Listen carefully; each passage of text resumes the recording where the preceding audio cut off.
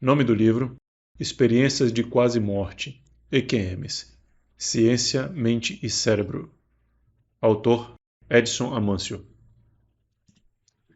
Prefácio, de Siddhartha Ribeiro. Este precioso livro do neurocirurgião e escritor Edson Amâncio vem preencher de forma abrangente e ponderada uma lacuna fundamental na bibliografia brasileira sobre as experiências de quase morte, EQMs. Trata-se de um fenômeno universal, com abundantes registros em diferentes épocas e lugares do planeta.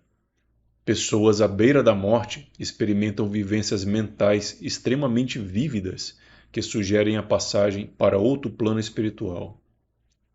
Ainda que pareçam sonhos, as EQMs frequentemente incluem aspectos que, ao serem relatados posteriormente, são considerados inexplicáveis por médicos e pacientes, dando a sensação de que só seriam possíveis se a mente não habitasse o corpo.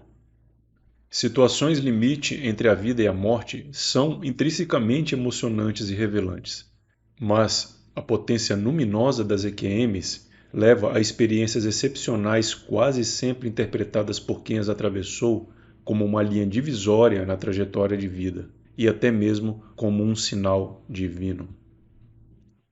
O mistério em torno da alteração de consciência durante as EQMs é magnificado pelo fato de que a ciência apenas recentemente começou a compreender em mais profundidade os mecanismos biológicos que geram consciência.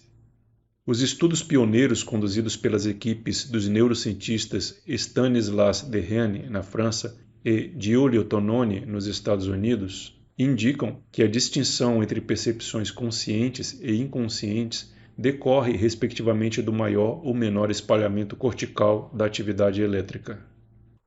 Quando finalmente alcançarmos a teoria geral de funcionamento do cérebro humano, espera-se que seja possível compreender os processos neurais que produzem a consciência tão bem quanto compreendemos os processos cardíacos que explicam a circulação sanguínea, ou os processos hepáticos que explicam a filtração de toxinas realizada pelo fígado.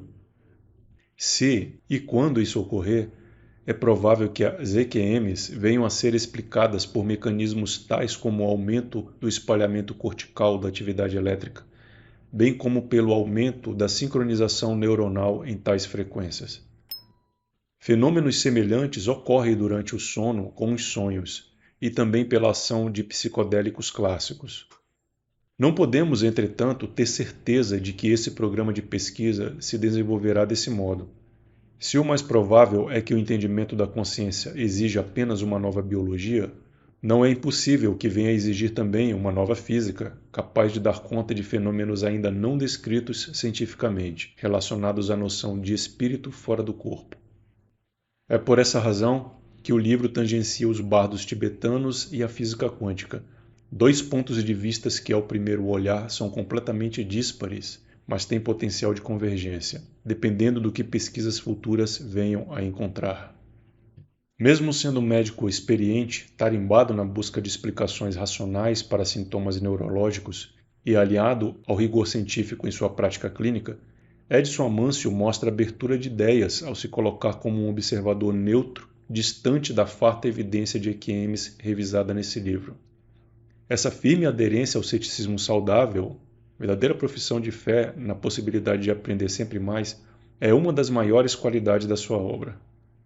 Ao não tentar reduzir, tampouco mistificar nossa ignorância sobre as EQMs, Edson Amâncio contribui significativamente para que possamos primeiro conhecer e depois entender os mecanismos subjacentes às experiências de quase morte.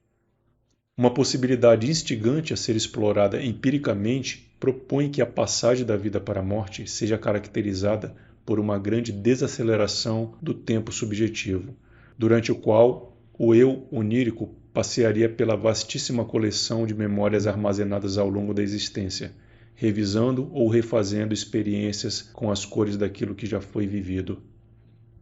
Talvez a vida eterna seja apenas uma sequência de sonhos no feitio daquilo que se vivenciou no passado. Essa possibilidade tem o potencial para explicar a noção, tão prevalente em diversas culturas, de que os virtuosos habitam algum tipo de paraíso após a morte, enquanto os pecadores são enviados ao inferno. Nessa concepção, o inferno não seria os outros, mas simplesmente o estar em si mesmo. Outra possibilidade, não mutuamente exclusiva com a exposta acima, sugere que diversos mecanismos fisiológicos postos em marcha durante o processo de morte induzam tal sincronização neuronal que produzem uma experiência de dissolução de representações mentais, levando finalmente a um enorme clarão. Qualquer semelhança com a clara luz do vazio do budismo não deve ser mera coincidência. Evidentemente, há inúmeras outras possibilidades para tentar explicar o grande mistério que cerca as EQMs, inclusive as não materialistas.